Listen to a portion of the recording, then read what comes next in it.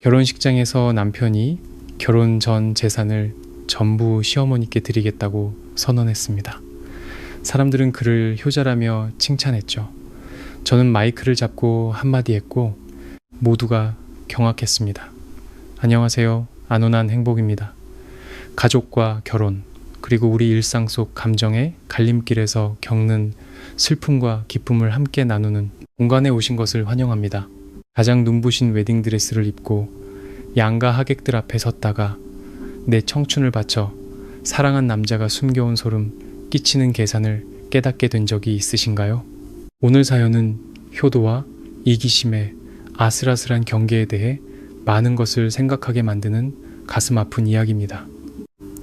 한 젊은 여성이 인생에서 가장 중요한 날 결혼식 무대 위에서 자신이 시댁의 연극에 이용당한 장기말에 불과했다는 사실을 깨닫고 가장 쓰라린 결정을 내려야만 했습니다. 이 이야기의 전말을 듣기 위해 잠시만 귀를 기울여 주세요. 웅장한 교향곡이 서울 강남의 최고급 웨딩홀에 울려 퍼졌습니다.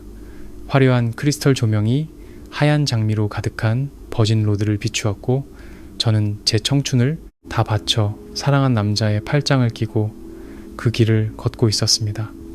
오늘은 제 인생 최고의 날이었습니다.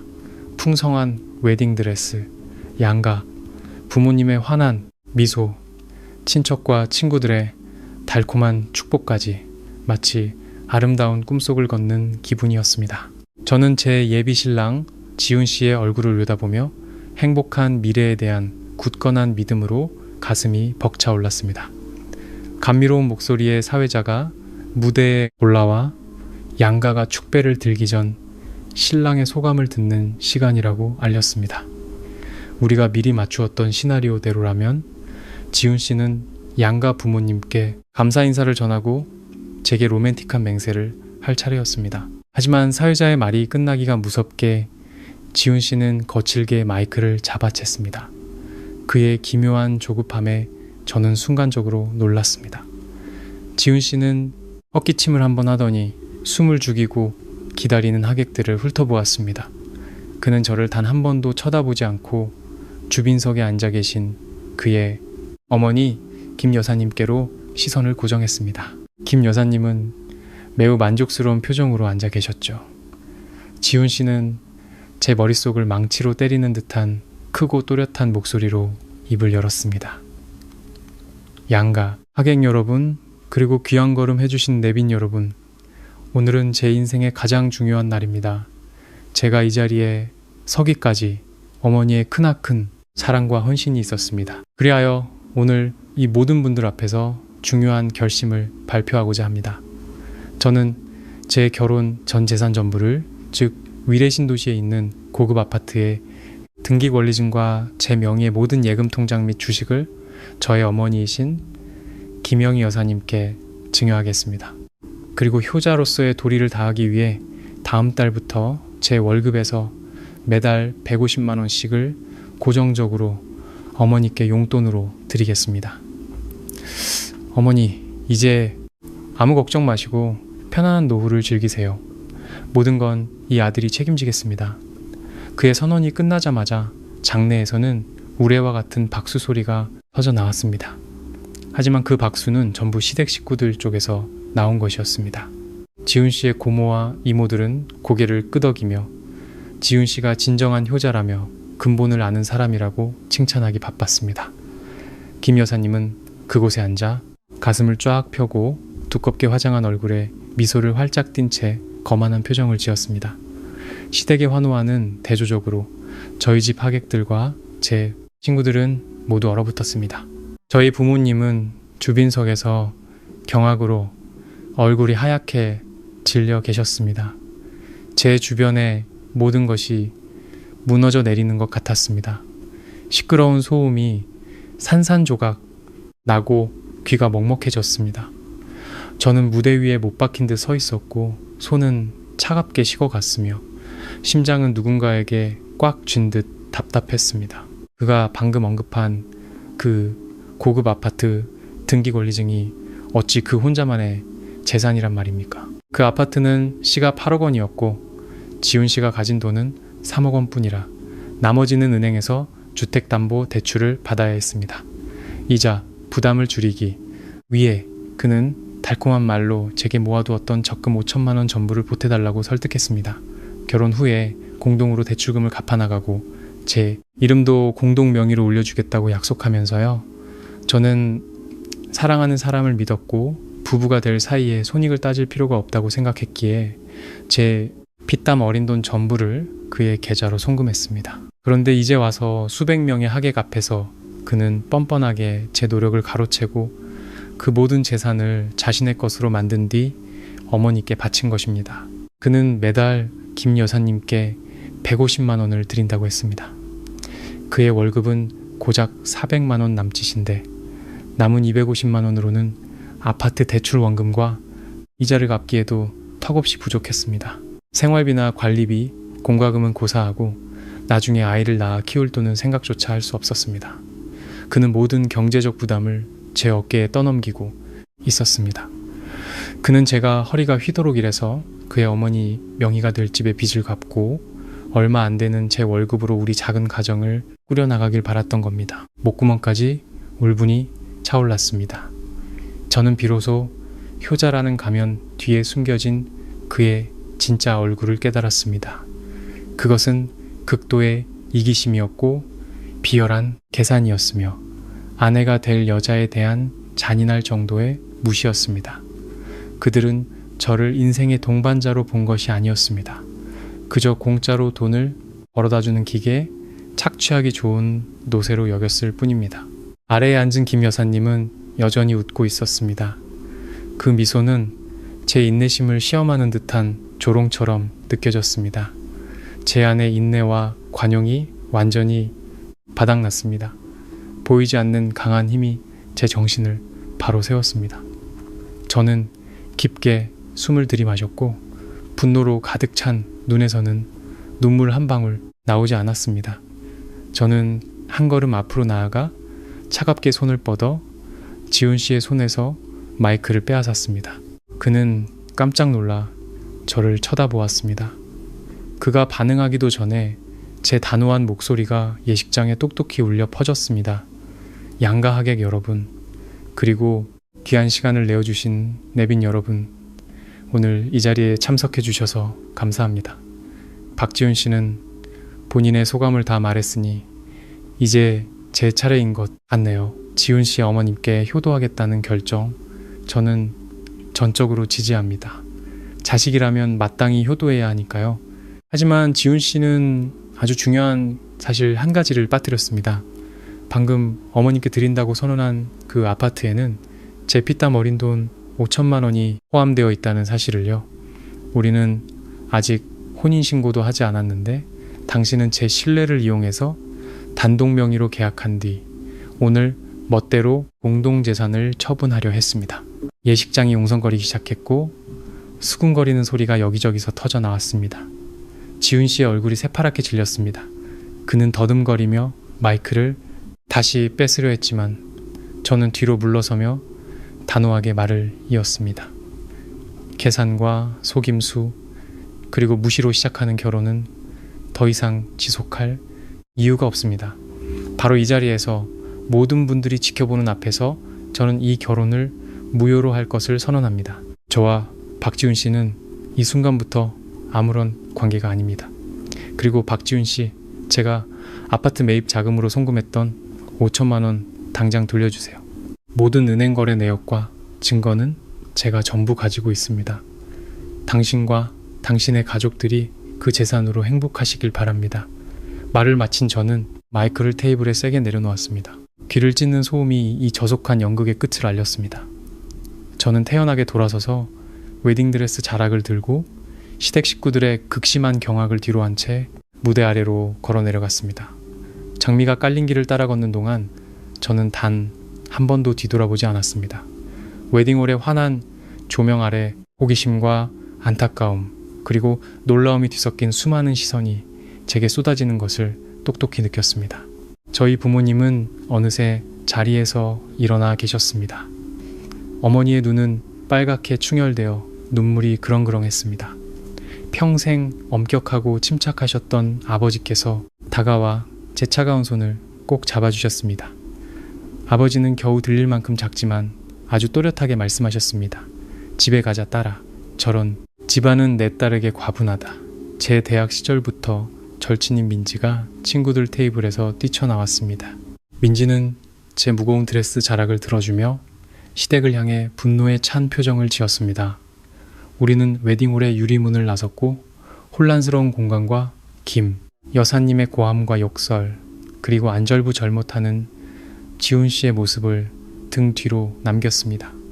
서울의 가을 밤바람이 얼굴에 불어오자 정신이 이상할 정도로 맑아졌습니다. 눈물은 한 방울도 흐르지 않았습니다. 상처는 강렬한 자기 방어 의지로 변해 있었습니다. 민지가 급하게 부른 택시에 오르자마자 저는 바로 휴대폰을 꺼내 들었습니다. 지훈 씨와 그의 가족들의 모든 전화번호와 SNS 계정을 영구 차단 목록에 넣어버렸습니다. 저는 이 순간부터 모든 독성의 씨앗을 잘라내고 싶었습니다. 그날 밤 집에 돌아와 화려한 웨딩드레스를 벗고 두꺼운 화장을 지웠습니다. 거울 속 제 모습을 보니 큰 폭풍을 겪었지만 여전히 꿋꿋하게 서 있는 한 여자가 보였습니다. 부모님은 거실에 앉아 계셨고 누구도 저를 책망하거나 한탄하지 않았습니다. 어머니는 그저 따뜻한 국 한 그릇을 끓여주시며 먹고 푹 자라고 하셨습니다. 가족의 조용하고 따뜻한 지지가 지훈 씨가 남긴 폐허를 정리할 수 있는 가장 큰 버팀목이 되어 주었습니다. 다음 날 아침 창문으로 비치는 햇살이 새로운 시작을 알렸습니다. 저는 일찍 일어나 차를 한 잔 마시고 아침을 제대로 챙겨 먹은 뒤 컴퓨터를 켰습니다.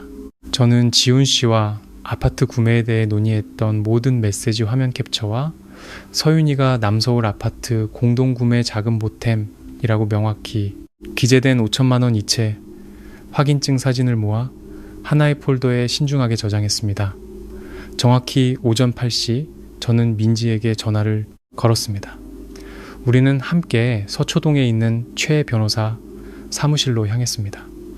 최 변호사님은 민진의 가족과 오랜 인연이 있는 분으로 민법에 정통하고 일처리가 매우 깔끔하기로 유명했습니다. 제가 건넨 서류 뭉치를 받아든 변호사님은 한번 훑어보시더니 제 꼼꼼함에 고개를 끄덕이며 칭찬하셨습니다. 아주 잘하셨습니다. 이 증거들이라면 그 돈을 돌려받을 법적 근거는 충분합니다. 상대방의 행동은 신뢰를 악용한 재산 편취의 소지가 있습니다. 만약 고의로 반환하지 않는다면 이 메시지들을 증거보존 신청하여 법적 효력을 확보할 겁니다. 그 후에 제가 재산 반환을 요구하는 내용 증명을 작성해서 등기 우편으로 그의 집과 회사, 인사팀으로 직접 발송하겠습니다. 최 변호사님은 차근차근 분석해 주셨습니다.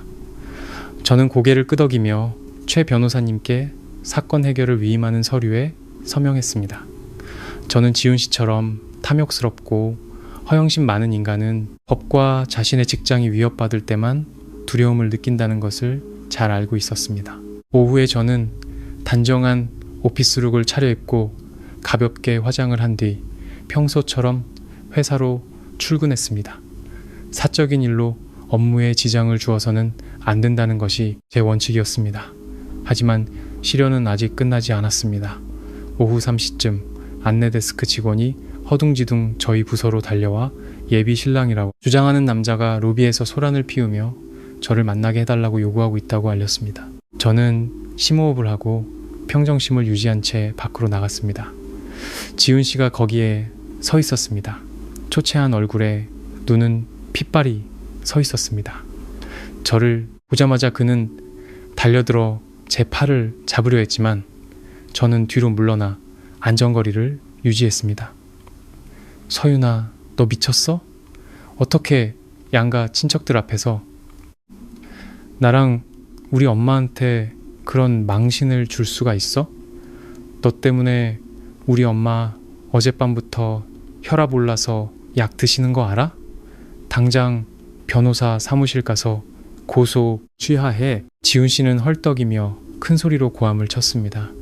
저는 눈앞의 남자를 바라보았지만 마음은 텅 비어 아무런 감정도 느껴지지 않았습니다. 저는 팔짱을 끼고 조금도 흔들림 없는 목소리로 대답했습니다. 첫째, 우리는 이제 아무 관계도 아니니 그딴 식으로 명령하지 마세요. 둘째, 당신에게 망신을 준 건 내가 아니라 당신의 탐욕과 비열한 계산이에요. 셋째, 그 5천만 원은 내 돈입니다. 그 돈 돌려주면 내 변호사도 일을 멈출 거고, 그러지 않겠다면 우리는 법정에서 봅시다. 지훈 씨는 말문이 막혔습니다. 명백한 사실 앞에 그는 변명할 수 없었지만 그의 유약한 본성이 다시 고개를 들었습니다. 그는 목소리를 낮추며 구차한 변명으로 상황을 모면하려 했습니다. 나는 그냥 엄마 기쁘게 해드리려고 그런 거야. 네가 보태준 돈은 내가 다 기억하고 있었어. 아내가 될 사람이면 시댁을 먼저 생각해야 하는 거 아니야? 겨우 돈 몇 푼 때문에 우리 몇 년간의 사랑을 이렇게 버릴 수 있어? 저는 실소를 터뜨리며 그에게 경멸의 눈빛을 보냈습니다. 사랑이라는 말로 당신의 이기심을 포장하지 마세요. 나는 함께 가정을 꾸리기 위해 결혼하는 거지, 당신과 당신 어머니가 흥청망청 쓰도록 돈이나 찍어내는 기계가 되려고 한 게 아니에요. 지금 당장 여기서 나가세요. 그러지 않으면 건물 보안팀을 부르겠습니다. 제가 단호하게 나오자 지훈 씨는 다시 분노하며 손발을 휘두르고 욕설을 퍼부었습니다. 저는 더 이상 말 섞을 가치도 없다고 판단하고 근처에 서 있던 보안팀장님께 눈짓을 보냈습니다. 즉시 덩치 큰 보안요원 3명이 다가와 거세게 저항하는 지훈 씨를 회사 유리문 밖으로 끌어냈습니다. 저는 뒤돌아 사무실로 돌아와 단호하게 문을 닫고 모든 소란을 바깥에 가두었습니다. 회사에서 저를 위협하는 데 실패한 일은 김 여사님을 격분시킨 듯했습니다. 항상 자신이 우위에 있다고 여기며 집안의 모든 일을 좌지우지하는 데 익숙했던 그 여자는 저처럼 평범한 집안의 딸이 감히 공개적으로 반항하고 자신의 완벽한 계획을 망쳐버렸다는 사실을 받아들일 수 없었습니다. 웨딩홀 사건 이틀 후 저녁 무렵 제가 퇴근해서 부모님과 마포구에 있는 집에서 저녁 식사를 하고 있을 때 초인종이 요란하게 울렸습니다. 아버지께서 문을 열러 나가셨습니다. 아버지를 보자마자 살기등등한 얼굴의 김 여사님은 문을 밀치고 거실로 막무가내로 들어왔습니다. 뒤따라 들어온 2명의 중년 여성은 지훈 씨의 이모들이었습니다. 김 여사님은 집 중앙에 서서 두 손을 허리에 얹고 고래고래 소리를 질렀고 주변 이웃들이 웅성거리기 시작했습니다. 어르신들 집에 계셨군요. 아주 잘 됐네요. 따님 교육을 어떻게 시키셨는지 다시 한번 돌아보시죠. 번듯한 집안인 줄 알았더니 알고 보니 돈에 환장한 꽃뱀이었네요. 시집 오기도 전에 시댁 재산을 빼돌릴 궁리나 하고 말이에요. 어머니가 벌떡 일어나셨습니다. 얼굴이 굳어졌지만 최소한의 예의는 지키셨습니다. 사부인, 아니 김 여사님, 말씀 조심하시죠.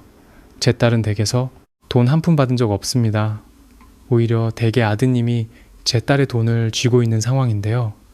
김 여사님은 비웃으며 짝퉁 명품 핸드백에 손을 넣어 은행카드 한 장을 꺼내더니 유리 테이블 위로 던졌습니다. 카드는 탁 소리를 내며 미끄러지다 바닥으로 떨어졌습니다.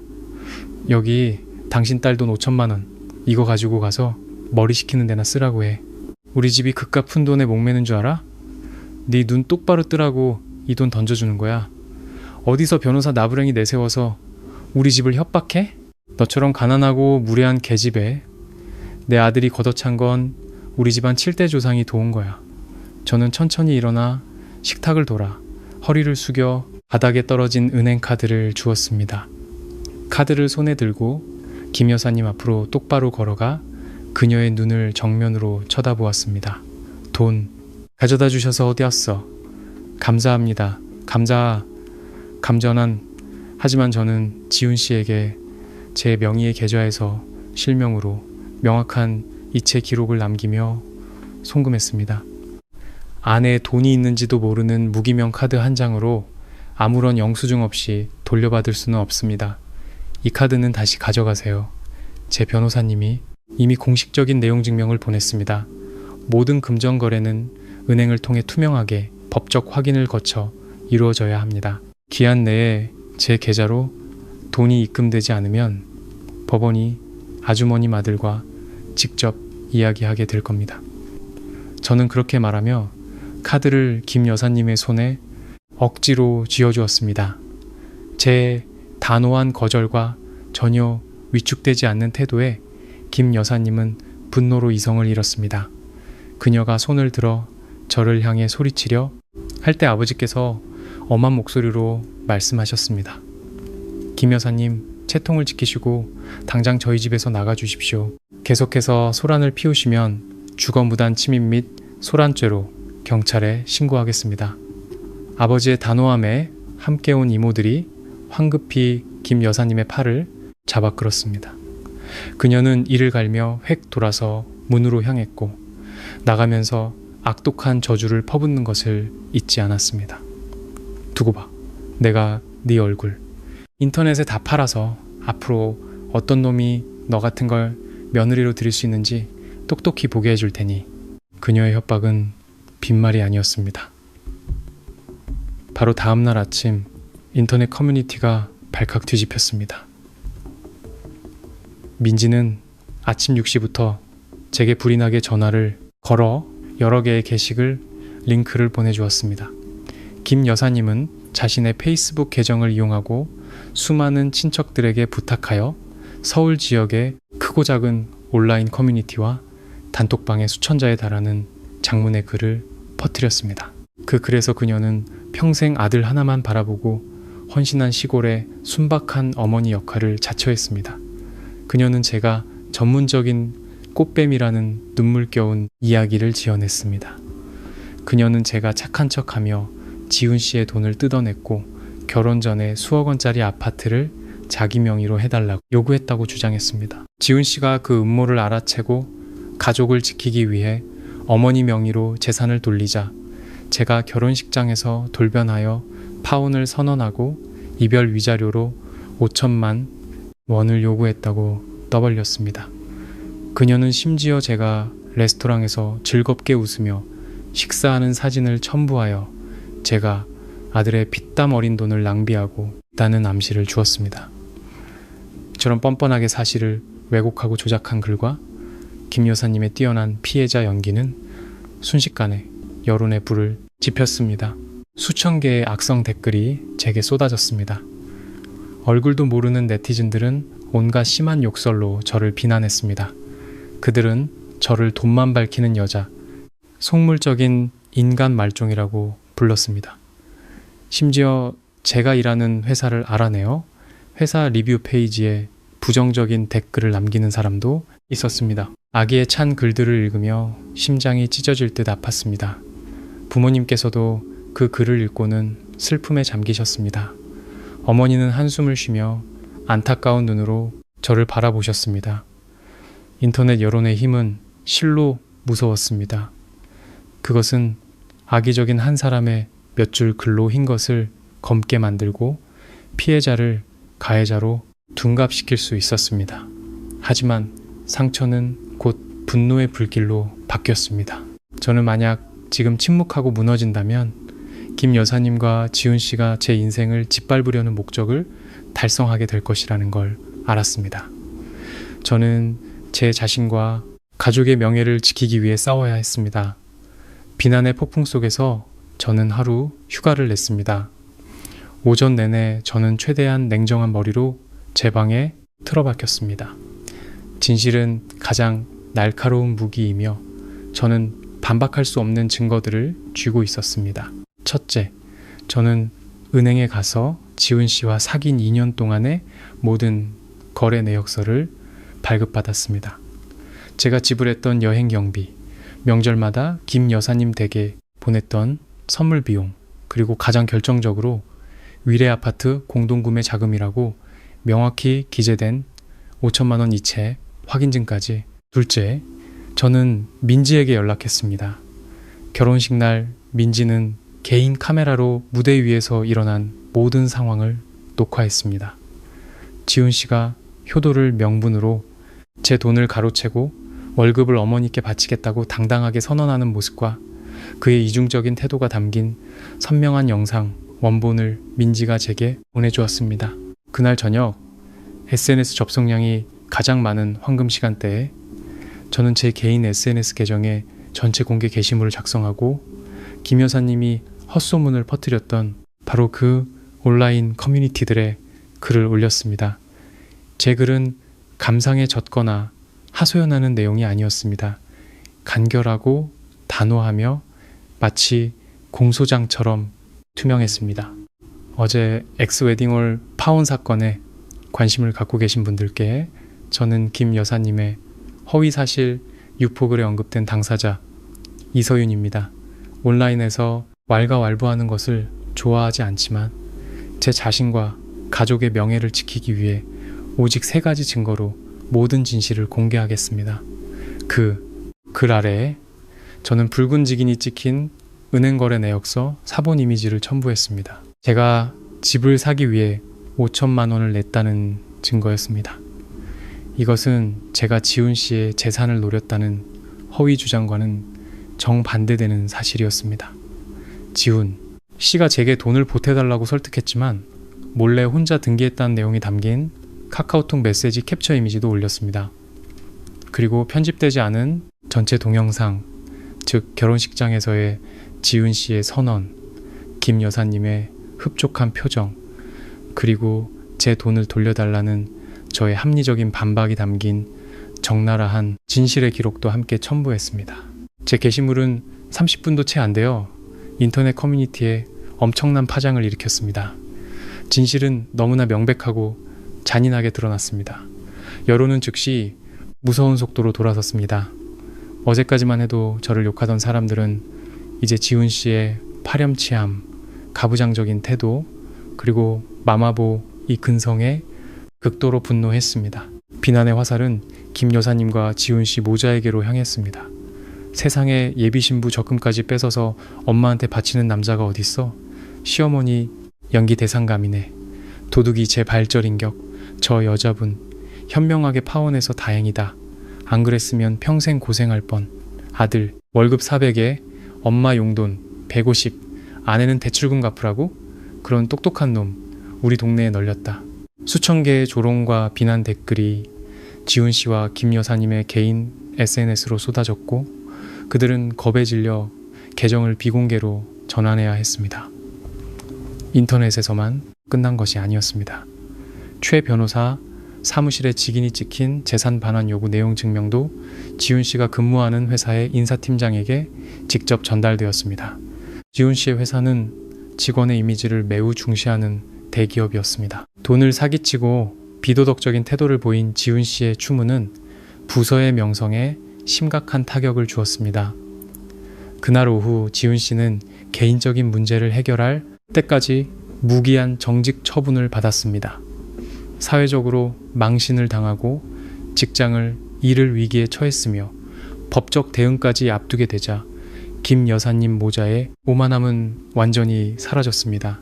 그날 밤 제 휴대폰으로 입금 알림 문자가 도착했습니다. 5천만 원이 전액 반환되었고 이체 메모에는 박지훈 돈 갚음이라고 퉁명스럽게 적혀 있었습니다. 1시간쯤 후 지훈 씨의 개인 SNS에 공개 사과문이 올라왔습니다. 그는 그래서 순간적인 충동으로 잘못된 결정을 내렸음을 인정했습니다. 제게 입힌 상처에 대해 사과하며 돈을 모두 갚았다고 확인해 주었습니다.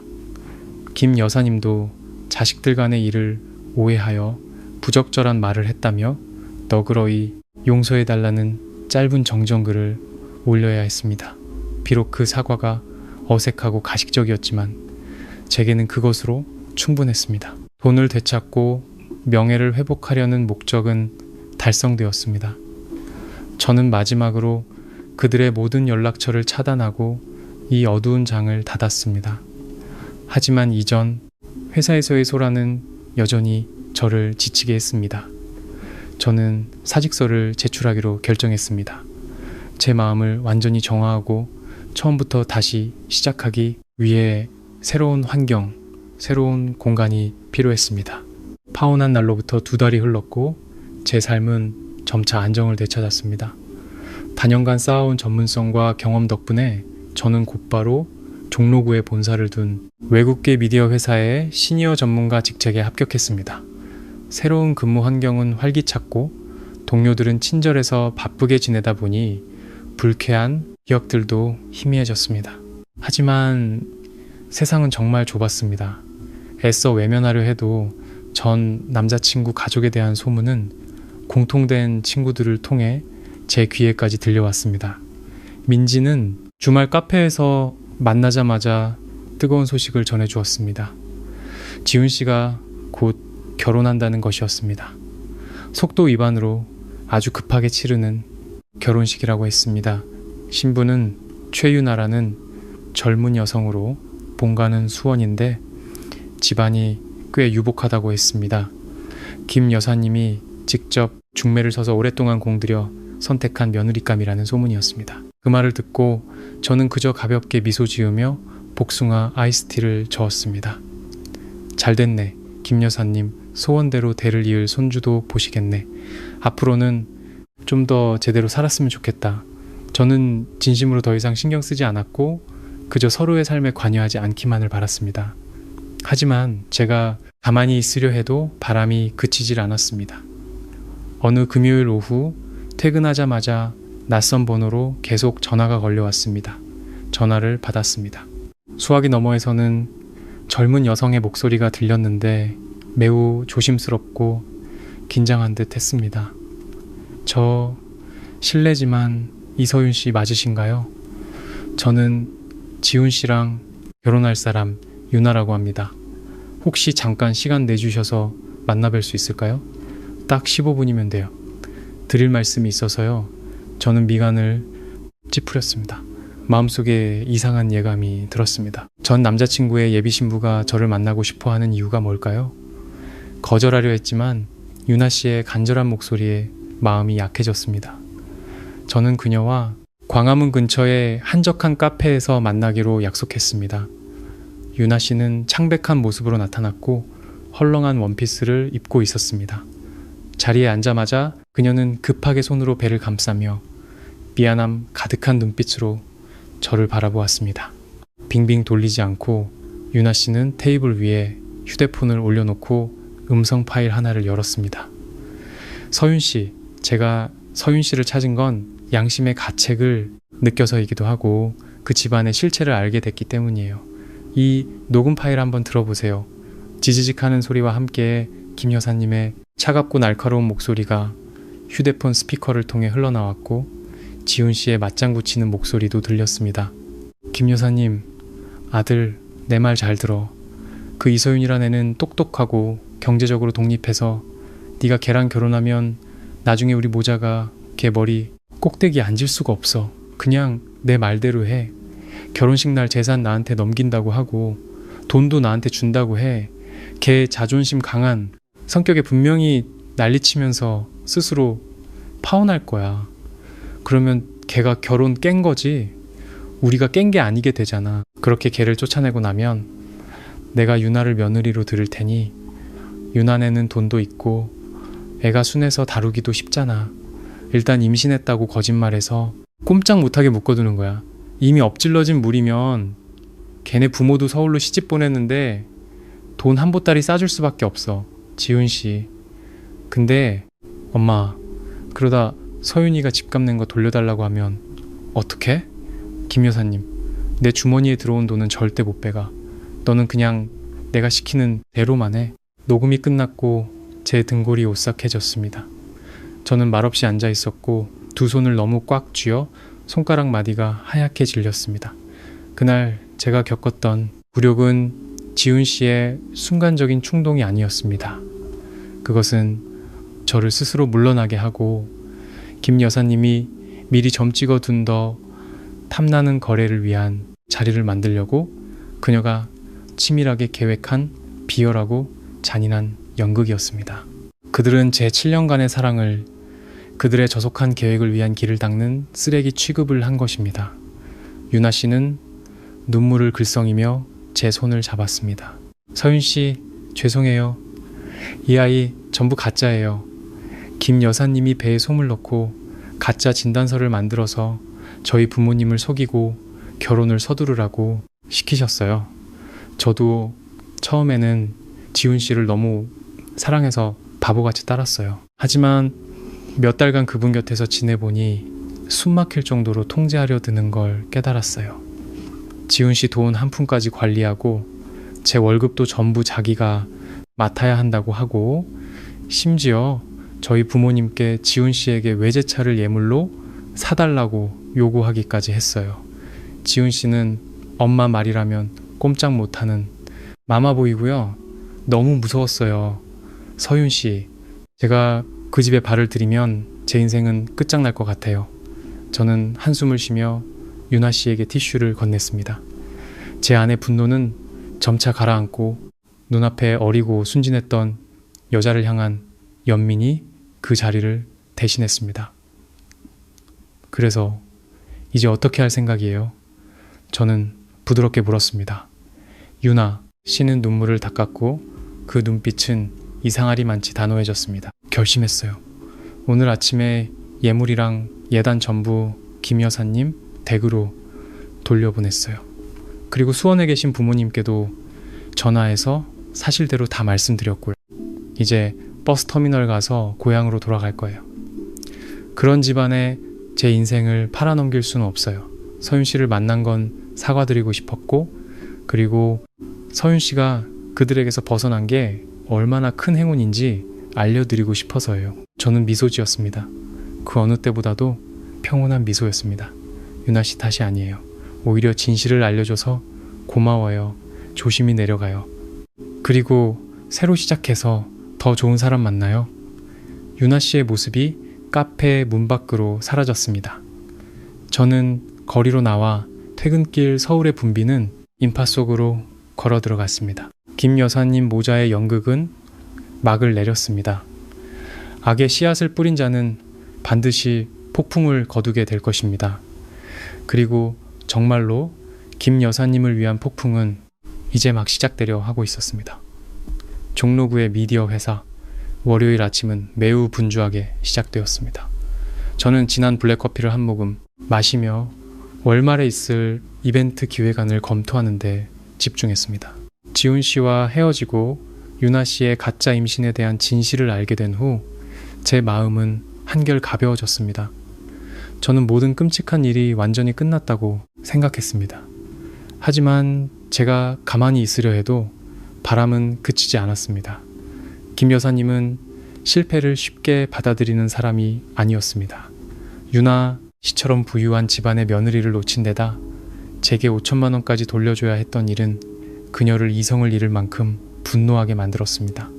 오전 10시경 사무실 전체가 업무 시간에 정적에 잠겨 있을 때 건물 1층 로비에서 들려오는 경찰차 사이렌 소리와 시끄러운 고함 소리가 고요한 분위기를 깨뜨렸습니다.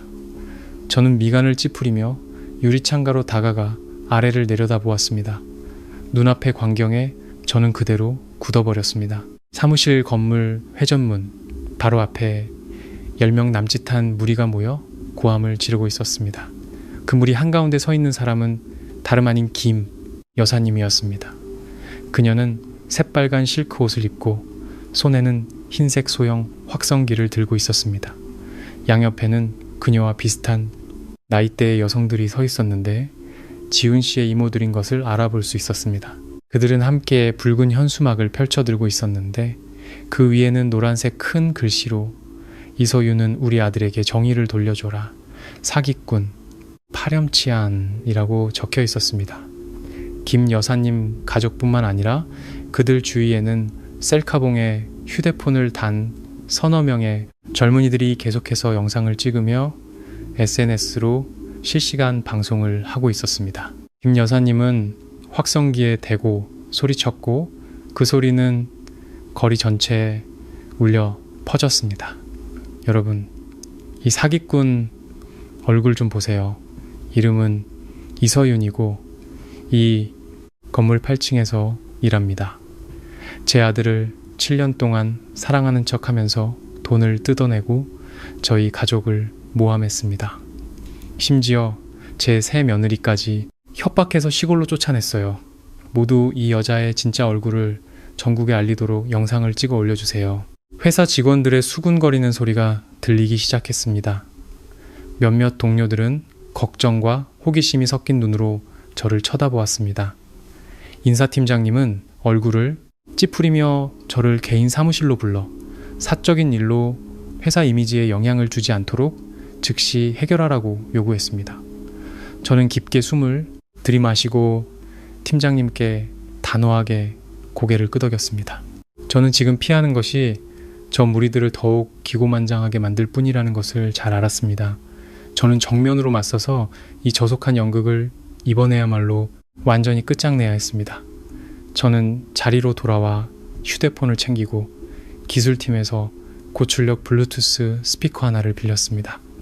엘리베이터에 올라타 1층 로비 버튼을 누르며 최대한 침착한 태도를 유지했습니다. 자동 유리문을 통과하자 김 여사님의 고함 소리가 더욱 선명하게 들렸습니다. 제가 나타나자 그녀는 마치 기다렸다는 듯 제 얼굴에 대고 손가락질하며 소리쳤습니다.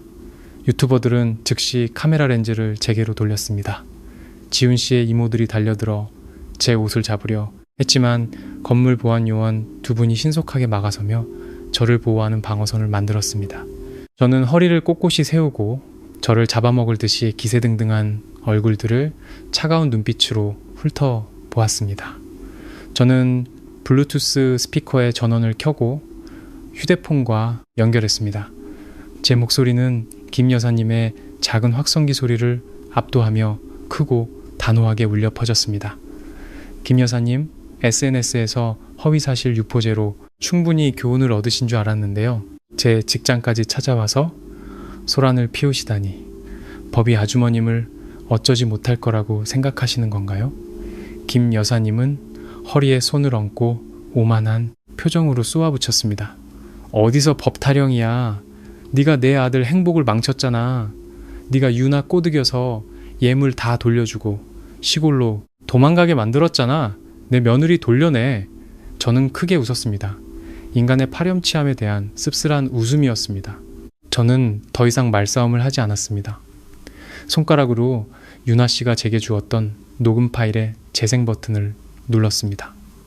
블루투스 스피커의 볼륨은 최대로 설정되어 그곳에 서 있는 모든 사람들의 귀에 똑똑히 들렸습니다. 김 여사님의 차갑고 계산적인 목소리가 스피커를 통해 선명하게 울려 퍼졌습니다.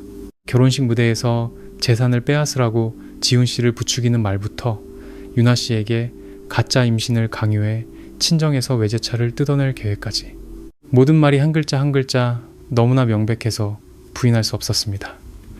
구경하던 사람들은 갑자기 조용해졌습니다.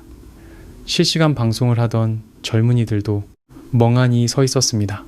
이 극적인 반전에 손에 든 휴대폰이 떨렸습니다. 김 여사님의 얼굴은 붉은색에서 창백하게 변했습니다. 그녀는 허둥지둥 제 스피커를 끄려고 했지만 닿을 수 없었습니다. 옆에 서 있던 이모들도 말을 더듬으며 뒤로 물러섰습니다. 이게 바로 아주머님이 새 며느리에게 베푼다는 사랑의 증거입니다. 사람을 돈 뜯어낼 상품으로 여기고 가짜 임신까지 강요하셨죠. 그분을 떠나게 만든 건 제가 아니라 아주머님의 사악함과 탐욕입니다. 저는 한 글자 한 글자 힘주어 말하며 김 여사님을 향해 경멸의 눈빛을 보냈습니다. 긴장감이 최고조에 달했을 때 택시 한 대가 갑자기 로비 앞에 멈춰 섰습니다. 차 문이 열리고 한 젊은 여성이 내렸습니다. 바로 유나 씨였습니다. 그녀는 단정한 셔츠에 작은 배낭을 메고 있었습니다. 유나 씨는 수원으로 돌아가는 버스를 타기 전에 모든 것을 바로잡고 싶어 다시 돌아왔는데 이런 광경을 목격하게 된 것입니다. 유나 씨는 제 옆에 서서 턱을 치켜들고 김 여사님을 똑바로 쳐다보았습니다. 그녀의 목소리는 떨렸지만 매우 단호했습니다. 김 여사님, 더 이상 서윤 씨 모함하지 마세요. 아주머님이 하신 말씀들을 녹음해서 서윤 씨에게 전달한 건 바로 저예요.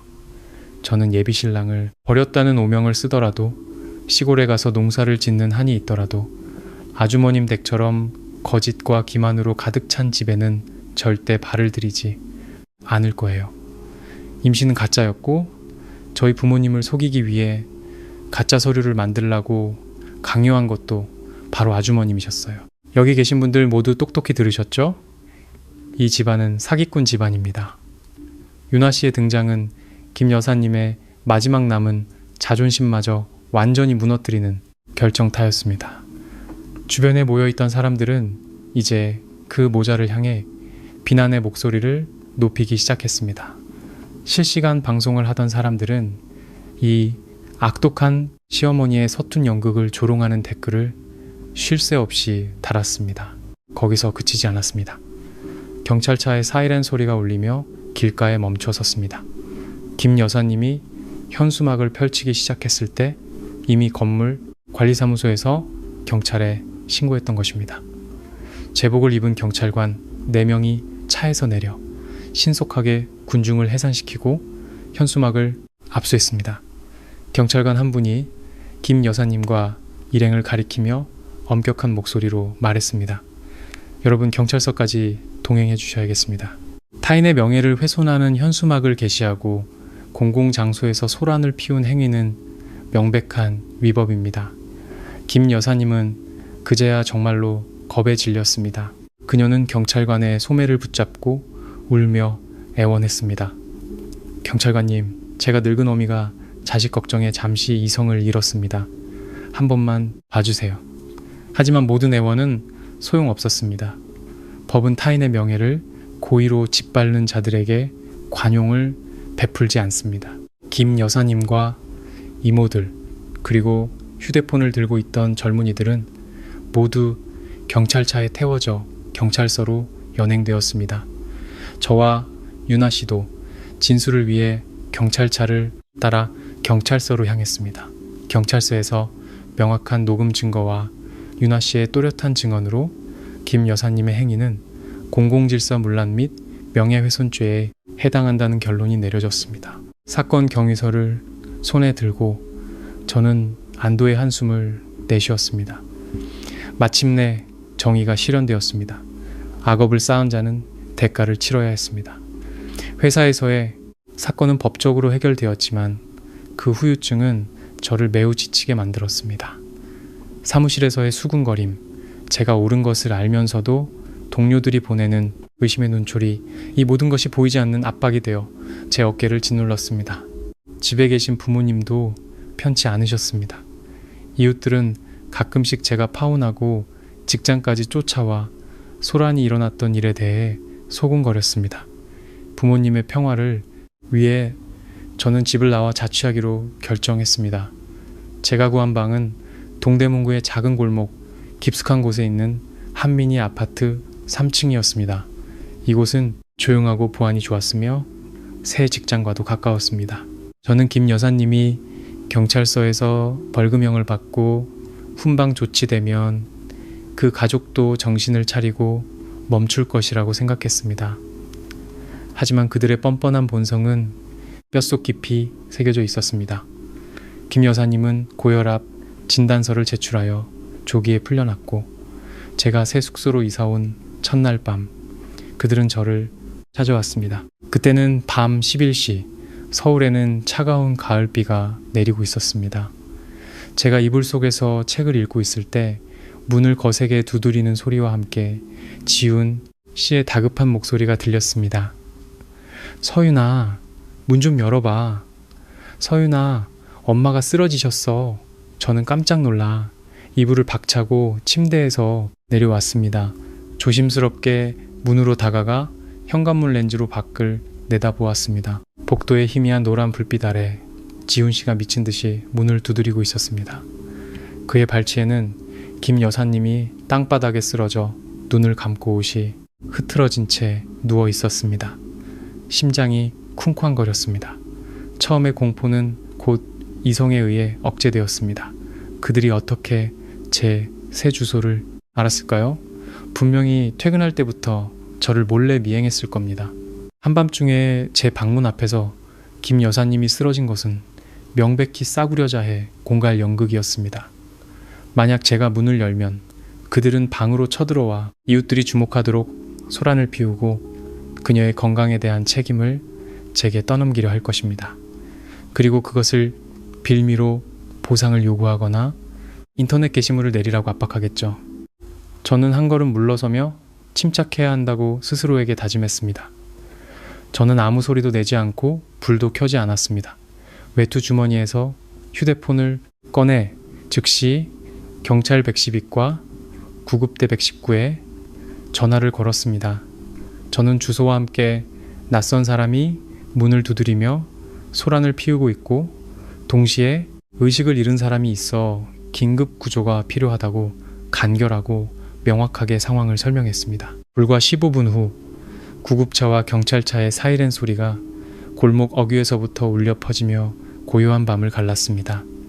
빨갛고 파란 경광등 불빛이 제 방 창문 틈으로 비쳤습니다. 복도에 있던 지훈 씨는 사이렌 소리를 듣고 당황한 듯 문 두드리는 소리가 멎었습니다. 현관문 렌즈로 보니 지훈 씨는 허리를 숙여 김 여사님의 어깨를 강하게 흔들고 있었습니다. 엄마, 일어나봐, 엄마! 경찰이랑 구급차가 왔어. 죽은 척 눈을 감고 누워있던 김 여사님은 경찰이라는 말에 용수철처럼 벌떡 일어났습니다. 그녀는 옷을 털며 창백해진 얼굴로 지훈 씨를 끌고 계단으로 도망치려 했습니다. 하지만 이미 늦었습니다. 2명의 경찰관과 구급대원들이 들것을 들고 이미 복도까지 올라와 있었습니다. 제 방문이 열렸습니다. 저는 차가운 얼굴로 밖으로 나섰습니다. 구급대원이 김 여사님에게 다가가 혈압과 심박수를 재기 위해 들것에 누우라고 요구했습니다. 김 여사님은 손을 휘저으며 말을 더듬었습니다. 저 괜찮아요. 그냥 바람 좀 쐬서 그런 건데 이제 멀쩡해요. 병원 안 가도 돼요. 혈압을 잰 구급대원은 경찰관을 향해 말했습니다. 환자는 완전히 정상입니다. 혈압 안정적이고 심박수도 규칙적입니다. 실신이나 뇌졸중의 징후는 보이지 않습니다. 경찰관은 미간을 찌푸리며 지훈 씨 모자를 뚫어지게 쳐다보았습니다. 두 분 한밤중에 집에 안 계시고 왜 이 여성분 집 문을 두드리면서 쓰러진 척 연기까지 하신 겁니까? 이게 다른 사람의 사생활을 침해하는 행위인 거 모르십니까? 신분증 제시해 주십시오. 지훈 씨는 벌벌 떨며 신분증을 꺼내고는 고개를 푹 숙인 채 아무도 쳐다보지 못했습니다. 김 여사님은 울먹이며 길을 잃고 지인을 찾고 있었다고 둘러댔습니다. 경찰은 현장에서 즉시 조서를 작성했습니다. 그들은 모자에게 이 지역 주변을 배회하며 소란을 피울 경우 주거 침입 및 경범죄 처벌법 위반으로 체포할 것이라고 경고했습니다. 경찰의 감시 아래 초라하게 계단을 내려가는 지훈 씨 모자를 보며 제 마음은 텅 비었습니다. 통쾌함은 없었고 끝없는 피로감만이 저를 덮쳤습니다. 이 독성 강한 순환은 끝이 없는 것 같았습니다. 제가 이 도시에 계속 머물고 이 일을 계속한다면 그들은 언제든지 저를 괴롭히고 시비를 걸 방법을 찾아낼 것입니다. 텅 빈 방에 홀로 앉아 저는 인생의 전환점이 될 결정을 내렸습니다. 저는 제 삶을 되찾기 위해 정말로 도망쳐야 했습니다. 제 젊음을 그들의 더러운 계산 속에 묻어버릴 수는 없었습니다. 다음 날 아침 저는 전성기를 누리고 있던 미디어 회사에 사직서를 제출했습니다. 짐을 정리하고 자취방도 내놓았습니다. 통신사에 가서 거의 10년간 사용했던 휴대폰 번호를 영구 해지하고 새로운 유심칩을 샀습니다. 오래된 소셜미디어 계정도 모두 삭제하고 가족과 민지만 친구로 추가한 새 계정을 만들었습니다. 이번에는 모든 흔적을 끊어내고 과거의 사람들에게는 완전히 낯선 존재가 되어 새로운 여정을 시작하기 위해 어제의 이서윤을 완전히 지워버렸습니다. 시간은 쏜살같이 흘러 서울의 추운 겨울이 가고 따스한 봄 햇살이 찾아왔습니다. 모든 연락을 끊은 지 반년이 넘었고 제 삶은 완전히 새로운 궤도에 들어섰습니다. 저는 여의도에 본사를 둔 한 대형 IT 회사의 프로젝트 개발 부서로 이직했습니다. 높은 연봉과 고도의 집중력을 요구하는 새로운 업무는 제가 지난날의 슬픔을 떠올릴 틈도 없이 바쁘게 만들었습니다. 어느 금요일 오후 회사에서 주최하는 기업 관리 소프트웨어 소개 세미나가 한 호텔에서 열렸습니다. 저는 VIP 고객 응대를 담당했습니다. 세련된 회색 정장을 입고 저는 로비 입구에 서서 여러 협력사에서 온 임원들을 전문적인 미소로 맞이했습니다. 세미나가 시작될 무렵 검은색 정장을 입은 침착한 모습의 한 남성이 서류 가방을 들고 들어왔습니다. 안내 좀 부탁드립니다. 저는 초대장에 적힌 이름을 확인하고 고개를 들어 상대방의 얼굴을 보았습니다. 심장이 살짝 멎는 듯 했습니다. 선우 선배님, 저도 모르게 이름이 튀어나왔습니다. 남자는 잠시 멈칫했고 그의 시선이 제게 닿았습니다. 그의 단정한 얼굴에 놀라움이 역력했습니다. 서윤이, 이서윤 맞지? 세상에 여기서 일하는구나. 강선우 선배는 제 대학 시절 한 학년 위 선배였습니다. 그는 과봉사 동아리 회장이었고 항상 밝고 따뜻하며 다른 사람을 돕는데 주저함이 없는 사람이었습니다. 선우 선배는 제 풋풋했던 대학 시절 첫사랑이기도 했습니다. 그때 우리는 순수하고 설레는 감정을 나누었지만 선배가 먼저 졸업하고 해외 연수 장학금을 받게 되면서 그 감정은 추억의 서랍 속에 남겨진 아름다운 기억으로 남았습니다. 나중에 친구들을 통해 선배가 귀국하여 성공했고 결혼도 했다는 소식을 들었습니다. 많은 사람들 속에서 옛사람을 다시 만나니 제 감정은 복잡하게 얽혔습니다. 선우 선배는 이제 유명건설 회사의 수석 프로젝트 매니저가 되어 있었습니다. 그의 몸짓 하나하나에서 풍기는 성숙함과 품격은 사람을 존경하게 만들었습니다. 우리는 급하게 안부를 몇 마디 나누었고 선배는 세미나장으로 들어가야 했습니다. 그날 저녁 제가 새로 구한 오피스텔에 막 도착했을 때 업무용으로만 쓰던 새 번호로 낯선 메시지가 도착했습니다. 서윤아, 나 선우 선배야. 아까 너희 회사 부장님께 번호 여쭤봤어. 이번 주말에 시간 괜찮아? 오랜만에 커피 한잔 하면서 옛날 이야기나 하자. 메시지를 읽고 저는 한참을 망설였습니다. 지훈 씨와의 파혼이라는 끔찍한 충격 이후 제 마음은 굳게 닫히고 견고한 방어벽을 쌓아 올렸습니다. 저는 남자가 두려웠고 달콤한 말이 두려웠으며 또 다른 연애 관계가 저를 다시 진흙탕으로 끌고 들어갈까봐 무서웠습니다. 하지만 선우 선배의 진솔하고 예의 바른 태도에 차마 거절할 수 없었습니다. 저는 약속을 수락했습니다. 일요일 아침 우리는 서촌의 한 조용한 카페에서 만났습니다. 선배는 일찍 도착해서 제가 예전에 좋아했던 따뜻한 캐모마일 차를 미리 주문해 두었습니다. 그 작은 세심함에 저는 조금 감동했습니다. 우리는 떨어져 지낸 몇 년 동안의 일과 삶에 대해 이야기했습니다. 선배는 존중하는 태도로 제 이야기를 들어주었습니다. 그는 호기심을 보이거나 멋대로 판단하지 않았습니다. 이야기가 잠시 멎었을 때 선배는 깊은 눈빛으로 저를 바라보며 슬픈 표정으로 자신의 삶에 대해 이야기했습니다. 나 2년 전에 이혼했어. 서윤아. 선배의 목소리는 담담했지만 많은 사연을 담고 있었습니다. 전처는 좋은 사람이었지만 서로 가치관이 너무 달라서 공통점을 찾지 못했어. 우리는 평화롭게 헤어졌고 아이도 없어서 얽힌 것도 없어. 지난 2년간은 공허함을 잊기 위해 일에만 매달렸지. 여기서 너를 다시 만날 줄은 정말 몰랐어. 그 순간 저는 선배를 바라보며 상처 입은 영혼들 간의 동질감을 느꼈습니다. 대화는 점심시간을 훌쩍 넘겨서까지 이어졌습니다.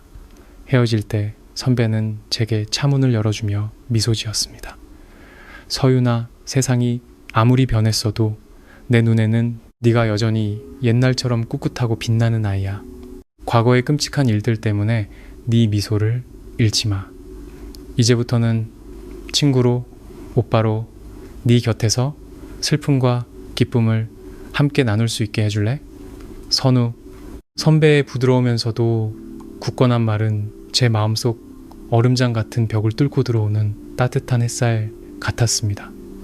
여전히 망설여졌지만 저는 이 운명적인 만남이 제 메마른 영혼에 새로운 희망의 씨앗을 심었다는 것을 알았습니다. 그 후 몇 달 동안 선우 선배는 진심 어린 평범한 관심으로 제 삶에 조심스럽게 다가왔습니다. 그는 비싸고 화려한 선물로 제 마음을 얻으려 하지 않고 행동으로 자신의 굳건한 존재를 증명했습니다. 7월의 어느 오후 서울에 갑자기 장대비가 쏟아졌던 날이 기억납니다. 제가 기다리던 버스 정류장은 물에 잠겼습니다. 저는 택시 앱으로 차를 부르려 했었지만 아무도 배차를 받지 않았습니다. 차가운 바람에 덜덜 떨고 있을 때 익숙한 차 한 대가 제 앞에 멈춰섰습니다.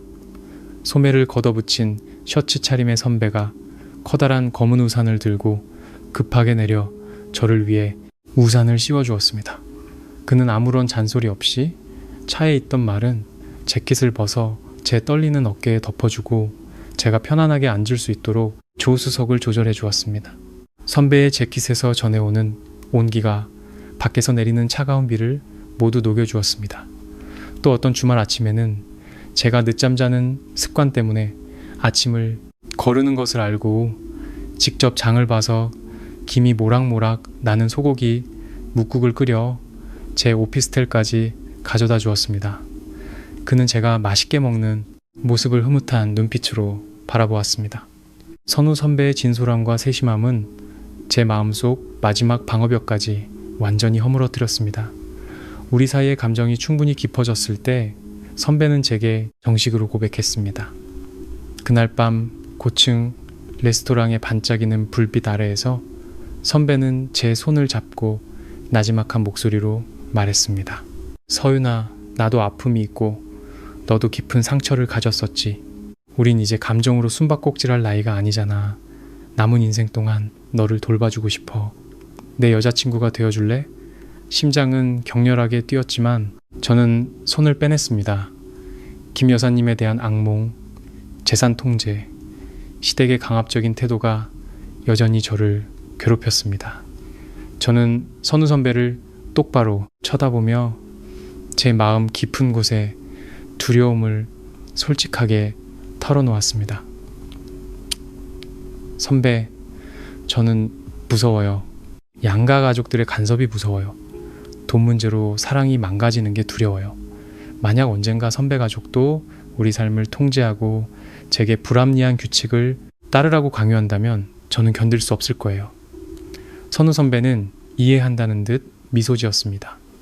그는 제 손을 더 꽉 잡으며 단호한 눈빛으로 말했습니다. 네 두려움 다 이해해. 하지만 나를 믿어줘. 나는 독립적인 사람이야. 내 재산은 내가 벌었고 나중에는 우리 두 사람의 투명한 공동재산이 될 거야. 시골에 계신 우리 부모님은 매우 합리적인 분들이라 자식들 결정에 절대 간섭하지 않으셔. 그리고 나는 너를 항상 존중하고 상처로부터도 너를 지켜주겠다고 약속할게. 우리는 독립적이고 평등하며 자유로운 삶을 살 거야. 선우 선배의 확신에 참말에 제 눈에서 눈물이 주르륵 흘렀습니다. 그것은 해방과 행복의 눈물이었습니다. 저는 고개를 끄덕이며 그의 어깨에 기댔습니다. 자신의 말을 증명하기 위해 선우 선배는 회사에 요청하여 잦은 출장 업무에서 서울 고정 프로젝트 관리직으로 보직을 변경하여 제 곁에 더 많은 시간을 보낼 수 있게 했습니다. 그는 자신의 모든 수입과 은행 계좌를 공개하고 저와 함께 미래를 위한 재무 계획을 세웠습니다. 그 절대적인 투명성은 제가 예전에는 결코 느껴보지 못했던 안정감을 주었습니다. 3개월 후 선배는 저를 시골집에 데려가 부모님께 인사시켰습니다. 선배의 부모님은 은퇴한 교사로 인자하고 소박한 분들이었습니다. 두 분은 따뜻한 미소로 저를 맞아주셨습니다. 시골 밥상은 소박했지만 정이 넘쳤습니다. 꼬치꼬치 캐묻거나 집안을 조사하는 듯한 질문은 없었습니다. 그들은 아들의 선택을 존중하고 저를 진심으로 아껴주셨습니다. 그 여행 이후 저는 자신감을 갖고 선배를 저희 집에 데려가 부모님께 인사시켰습니다. 저의 파혼 사태 이후 매우 까다로워지셨던 아버지께서도 선배를 만나보시고는 만족스럽게 고개를 끄덕이셨습니다. 선우 선배의 성숙함, 침착함, 그리고 윗사람을 공경하는 태도는 저희 가족 모두의 마음을 사로잡았습니다. 시끄럽고 과시적이지 않은 오직 진심과 사랑만이 가득한 작은 결혼식이 계획되었습니다. 저와 선우 선배의 결혼식은 햇살이 눈부신 가을날에 열렸습니다. 이번에는 수백 개의 테이블이 놓인 화려한 예식장도 금은보화를 과시하는 요란한 행사도 없었습니다. 우리는 평창동의 작고 예쁜 가든 레스토랑을 선택했고 영원한 사랑을 상징하는 보라색 아스터 꽃으로 장식했습니다.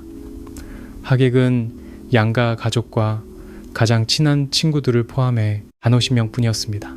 저는 심플한 오프숄더 드레스를 입고 머리를 단정하게 묶은 채 아버지의 팔짱을 끼고 푸른 잔디밭을 걸었습니다. 아버지는 눈시울을 붉히시며 제 손을 선배에게 넘겨주셨습니다. 선배는 제 손을 꼭 잡고 세상에서 가장 환한 미소를 지었습니다. 따뜻한 분위기 속에서 우리는 소박한 결혼 반지를 교환하고 인생의 모든 풍파를 함께 헤쳐나가겠다고 맹세했습니다. 시아버님과 시어머님은 아래에 앉아 박수를 치며 미소로 축복해 주셨습니다.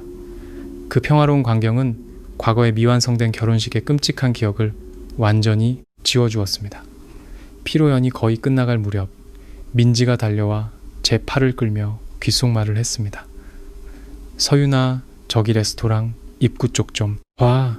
아는 사람 왔어. 저는 미간을 찌푸리고 민지가 가리키는 방향을 보았습니다.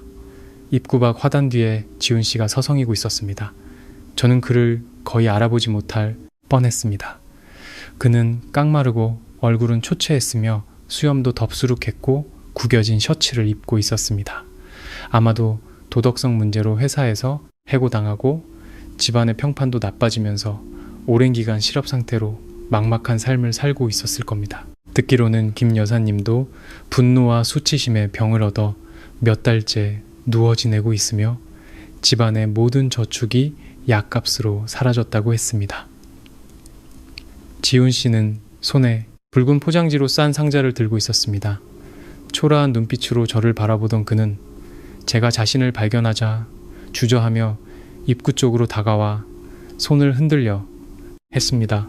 저는 걸음을 멈추고 선배의 손을 가볍게 두드리며 말했습니다.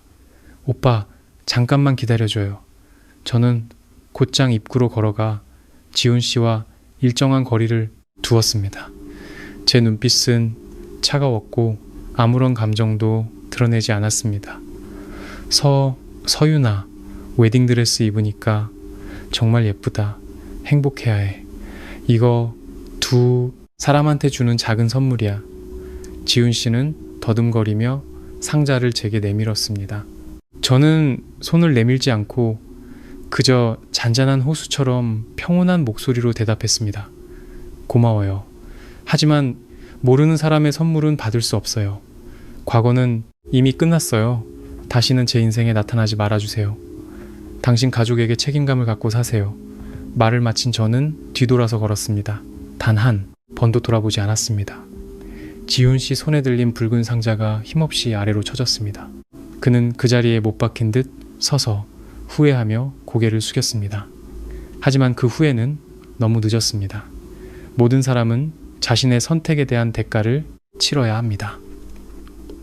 결혼식 일주일 후 선우 선배는 그룹의 부산지사장으로 승진 발령을 받았습니다.